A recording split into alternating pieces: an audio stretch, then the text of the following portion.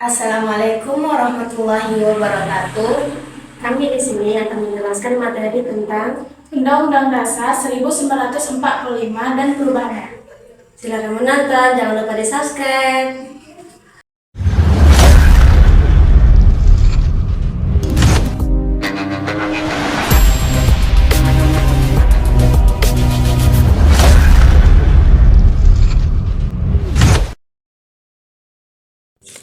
Bismillahirrahmanirrahim. Assalamualaikum warahmatullahi wabarakatuh. Di sini saya akan menyampaikan beberapa hasil dari diskusi kelompok kami, yaitu tentang Undang-Undang Dasar 1945 dan perubahannya. Sebelumnya, saya mohon izin kepada Bapak dosen pengampun kita, yaitu Bapak Doni Septian, MIP. Adapun nama kelompok kami yaitu dengan saya sendiri Nadira Bienda dan Nurul Aisyah Saputri, satu lagi Nur Wahidah.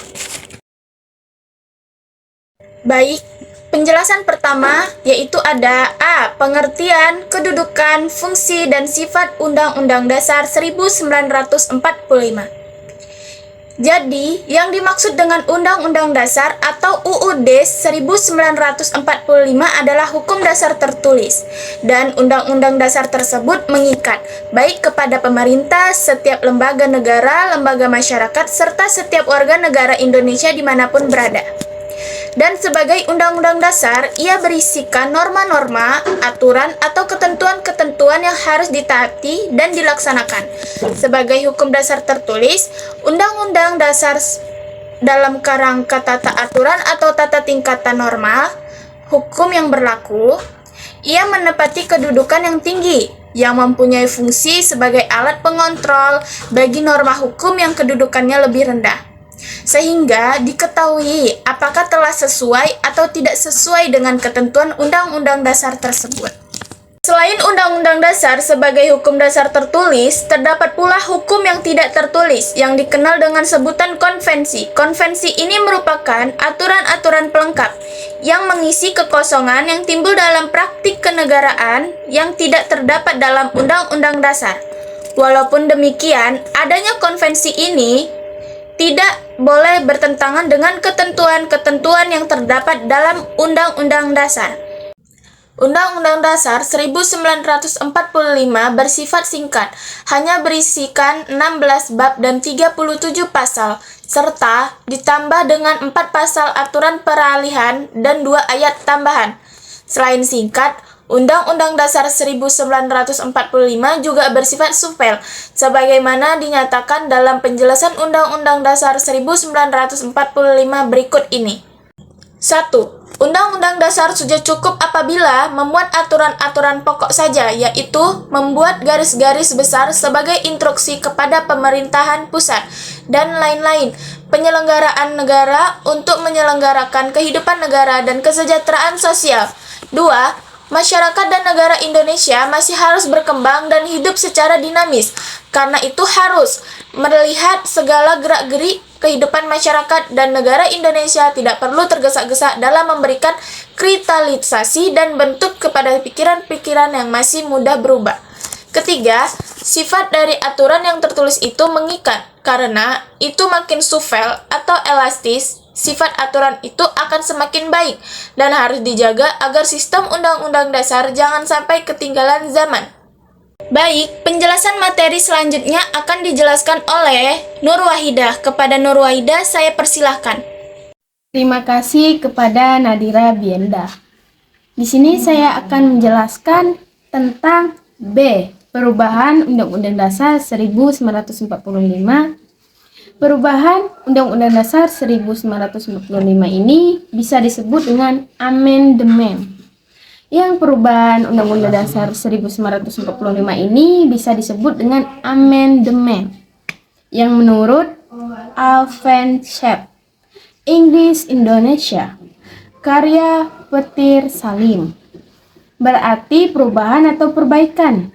Dengan demikian, amandemen menunjukkan adanya perubahan atau perbaikan atas apa yang telah ada, dan penambahan atau perubahan itu tidaklah dimaksud untuk memperbaiki Undang-Undang Dasar 1945, melainkan untuk menambah atau perluasan isi atas ketentuan yang telah ada di dalam Undang-Undang Dasar 1945 ini.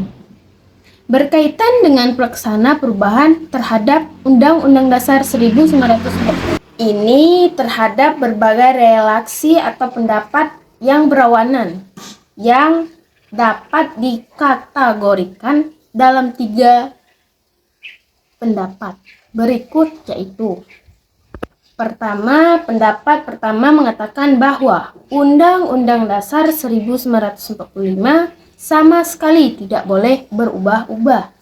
2. Pendapat kedua mengatakan bahwa Undang-Undang Dasar 1945 boleh saja diubah kecuali terdapat perubahan Undang-Undang Dasar 1945 tidak boleh diadakan perubahan.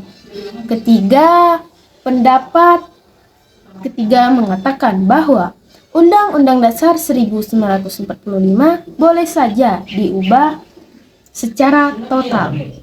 Selanjutnya akan disampaikan oleh Siti Nur Aisyah Nurul. Baik, saya ucapkan terima kasih kepada Nur Wahidah. Selanjutnya saya akan membacakan materi yang C, yaitu tentang urgensi dilakukan perubahan amandemen Undang-Undang 1945. Urgensi dilakukan perubahan amandemen Undang-Undang 1945. Ada beberapa alasan mengapa Undang-Undang 1945 perlu diadakan perubahan, yang antara lain dapat dikemukakan sebagai berikut. 1. Undang-undang memiliki banyak kelemahan yang harus disempurnakan. 2. Undang-undang lebih banyak memberikan kewenangan eksekutif. 3. Undang-undang mengandung kelemahan-kelemahan. 4. Tidak memungkinkan terciptanya mekanisme checks and balances. Yang kelima, terlalu banyak atribut kewenangan. 6. Adanya pasal-pasal yang memiliki multitafsir, serta semangat Undang-Undang 1945 yang terlalu percaya pada penyelenggaraan negara. Berkait dengan alasan atau latar belakang perlunya dilakukan perubahan terhadap undang-undang ini. Ada beberapa para pakar yang dianggap penting untuk dikemukakan, yaitu antara lain Luthan 1998 menemukan ada 4 alasan mengapa Undang-Undang 1945 perlu diadakan perubahan, yaitu A. Undang-Undang 1945 terlalu menekan pendekatan fungsional dalam pembuatan peraturan. B. Tidak memberikan pembatasan yang tegas terhadap kekuasaan presiden, khususnya pembatasan masa jabatan presiden. Yang D. Materi-materi pokok yang seharusnya diatur dalam Undang-Undang Dasar ternyata tidak diatur secara lengkap. Yang C. Undang-Undang 1945 terlalu banyak memberikan delegasi kepada badan pembentuk undang-undang untuk menetapkan substitusi aturan pokok. Yang kedua, Manan 1999 bahwa Undang-Undang 1945 perlu diamandemen karena beberapa alasan yang antara lain adalah A. Undang-Undang 1945 menafikan kesetaraan sesama unsur-unsur trias politika. B. Undang-Undang 1945 memberikan peluang tumbuhnya pemerintahan dan otoriter. C. Untuk mendorong terciptanya demokrasi. Yang ketiga, yaitu Mahfud 1999 mengemukakan pada 4 alasan mengapa Undang-Undang 1945 perlu diamandemen, yaitu A. Tidak ada mekanisme check and balance. Yang B. Terlalu banyak atribusi kewenangan kepada legislatif untuk mengatur masalah-masalah yang penting dalam undang-undang. Yang C. Undang-Undang 1945 memuat pasal-pasal yang multitafsir. D. Undang-Undang 1945 terlalu percaya pada semangat penyelenggaraan negara. 4. Benny Harmon, Kompas, 15 Juli 1999 mengemukakan alasan mengapa Undang-Undang 1945 perlu diamandemen adalah A. Alasan situasi dan konflik politik. B. Pengakuan para pendiri negara bahwa undang-undang adalah konstitusi sementara sampai ada MPR yang dipilih melalui pemilu yang akan membentuk undang-undang dasar. C. Undang-Undang 1945 tidak dibuat oleh badan pembuat undang-undang dasar yang secara khusus dipilih dan diberi wewenang khusus oleh seluruh rakyat untuk membuat undang-undang 1945. Selanjutnya, dasar untuk melakukan perubahan atau amandemen Undang-Undang 1945 tersebut dilakukan dengan mengacu kepada ketentuan berikut. 1. Pasal 37 Undang-Undang 1945 telah mengisyaratkan bahwa Undang-Undang 1945 dapat dilakukan perubahan. 2. Ayat 2 Aturan Tambahan Undang-Undang 1945 telah menyebutkan bahwa 60 setelah MPR dibentuk, maka majelis di mana untuk membuat Undang-Undang Dasar. Kemudian, dalam era reformasi, perubahan atas amandemen tersebut, Undang-Undang 1945 telah dilakukan sebanyak 4 kali, yaitu 1. Amandemen pertama dilakukan melalui Sidang Umum MPR RI pada tanggal 19 Oktober 1999. Yang kedua, amandemen kedua dilakukan melalui Sidang Tahun MPR RI yang dilakukan pada tanggal 18 Agustus 2000. Yang ketiga, amandemen yang ketiga dilakukan melalui Sidang Tahun MPR RI pada tanggal 9 November 2001. Yang keempat, amandemen yang keempat dilakukan Sidang Tahunan MPRI yang dilaksanakan pada tanggal 10 Agustus 2002. Baik, materi selanjutnya yang akan dibacakan oleh Nur Wahida. D. Undang-Undang Dasar 1945 Panca di Amandemen. Pada waktu Undang-Undang Dasar 1945 disahkan oleh Panitia Persiapan Kemerdekaan Indonesia (PPKI) dalam sidangnya pada tanggal 18 Agustus 1945. Undang-Undang Dasar 1945 Tuhan meliputi pembukaan dan batang tumbuhnya saja. Sehingga dapat demikian maka disebut dengan Undang-Undang Dasar 1945 adalah keseluruhan naskah yang terjadi 3 bagian yang terjadi, yaitu 1. Bagian pembukaan yang terjadi pada 4 alinea. 2. Bagian batang tumbuh yang terdiri dari 16 bab, 37 pasal dan 4 pasal aturan perairan serta 2 ayat peraturan tambahan. 3. Bagian penjelasan yang meliputi penjelasan umum yang menjelaskan pasal demi pasal, sedangkan perubahan-perubahan berkaitan jabatan presiden, wakil presiden antara lain. 1. Presiden dan wakil presiden dipilih langsung oleh rakyat. Hal tersebut sebagian mana dinyatakan dalam pasal 6A ayat 1 Undang-Undang Dasar 1945, yaitu 2. Perubahan terhadap pasal 5 ayat 1 Undang-Undang Dasar 1945 yang diputuskan dapat rapat paripurna MPR Republik Indonesia ke-12 pada tanggal 19 Oktober 1999. 3. Tentang pengertian presiden ialah orang Indonesia asli. Setelah diamandemen maka pasal 6 ayat 1 Undang-Undang Dasar 1945 yang lama telah diubah. 4. Berkaitan dengan jabatan presiden pasal 7 Undang-Undang Dasar 1945 yang semula berbunyi presiden dan wakil presiden memenangkan kekuasaan selama masa 5 tahun dan sesudahnya dapat dipilih kembali. Selanjutnya secara keseluruhan perubahan Undang-Undang Dasar 1945 paling tidak mencangkup 7 butir kebutuhan yang bersifat mendasarkan, yaitu: pertama, pembahasan kekuasaan presiden. 2.